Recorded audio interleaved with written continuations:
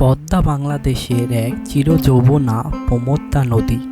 হিমালয় থেকে নেমে আসা এই জলধারা শুধু এদেশের মাটিকেই উর্বর করেনি, বুক চিরে বিলিয়ে দিয়েছে রূপালী সম্পদের এক অফুরন্ত ভাণ্ডার। এই নদীর ঢেউয়ে ঢেউয়ে জড়িয়ে আছে হাজারো জেলের স্বপ্ন, বেঁচে থাকার লড়াই আর ঐতিহ্যবাহী মাছ শিকারের গল্প। পদ্মার মাছ মানে স্বাদে অনবদ্য, গুণে অনন্য। ইলিশের জন্য পদ্মা বিশ্ববিখ্যাত হলেও এই নদীর আয়ের বোয়াল, চিতল, পাঙ্গাস, রিটা আর বাঘারের স্বাদ জিভে লেগে থাকার মতো। ঋতু পরিবর্তনের সাথে সাথে পদ্মার মাছের বৈচিত্র্যও বদলে যায়। তবে বর্ষার শেষে যখন পদ্মার পানি নামতে শুরু করে, তখন শুরু হয় মাছ শিকারের আসল উৎসব। পদ্মার বুক থেকে মাছ তোলা কোনো সহজ কাজ নয়।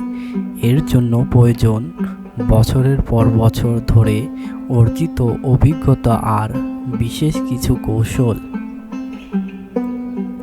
যারা আমাদের পাতে পদ্মার সুস্বাদু মাছ তুলে দেন, তাদের জীবনটা কিন্তু মোটেও সহজ নয়। জল জঙ্গলের এই যোদ্ধাদের জীবন কাটে নৌকার উপর। ঝড় তুফান কিংবা জলদস্যুদের ভয় সব কিছুকে উপেক্ষা করে তারা রাত জেগে জাল টানেন। অনেক সময় দিন শেষে জালে কাঙ্ক্ষিত মাছ না উঠলে শূন্য হাতেই ফিরতে হয় ঘরে। ভাদ্র আশ্বিন মাসে যখন পদ্মায় ইলিশের ঢল নামে, তখন নদীর রূপটাই বদলে যায়।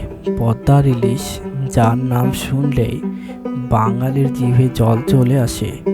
এই সময়ে ঘাটে ঘাটে চলে কোটি টাকার ব্যবসা। রাতভর মাছ ধরে ভোরের আলোয় যখন জেলেরা ঘাটে ফিরেন, তখন তাদের ক্লান্ত মুখগুলি রূপালী ইলিশের আভায় উজ্জ্বল হয়ে ওঠে। কিন্তু বদলে যাচ্ছে সময়, জলবায়ু পরিবর্তন, নদীর নাব্যতা সংকট আর ফারাক্কার প্রভাবে পদ্মা আজ আগের মতো সেই রূপ হারিয়েছে। অনেক জায়গায় জেগে উঠেছে ধুধু বালুচর, এর ওপর কারেন্ট জাল ও চায়না দুয়ারের মতো ক্ষতিকর জালের অবাধ ব্যবহার পদ্মার মৎস্য সম্পদকে ধ্বংসের মুখে ঠেলে দিচ্ছে। অনেক সময় সরকারি নিষেধাজ্ঞার সময়ে চলে অবৈধ শিকার, যা বিপন্ন করেছে ইলিশের বংশবৃদ্ধি। পদ্মা নদী শুধু একটি জলাশয় নয়, এটি বাংলাদেশের অর্থনীতি, সংস্কৃতি আর হাজার হাজার মানুষের জীবিকার লাইফলাইন। পদ্মার মৎস্য সম্পদকে টিকিয়ে রাখতে প্রয়োজন সঠিক নদী ব্যবস্থাপনা আর জেলেদের অধিকার রক্ষা করা। তবেই চিরকাল বেঁচে থাকবে পদ্মার এই রূপালী ঐতিহ্য, আর রূপালী ইলিশের সাথে ধন্য হবে আগামী প্রজন্ম।